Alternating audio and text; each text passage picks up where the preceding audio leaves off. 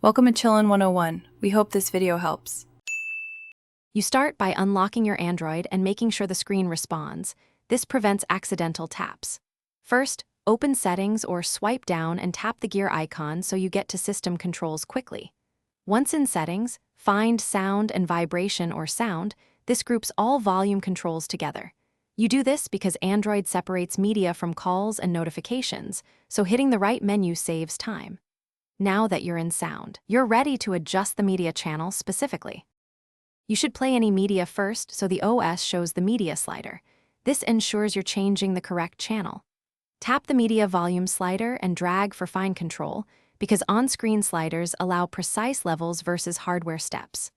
Alternatively, press the physical volume buttons while music or video is playing. Android maps those to media by default during playback.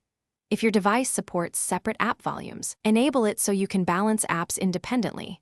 Once done, you finish by verifying system limits.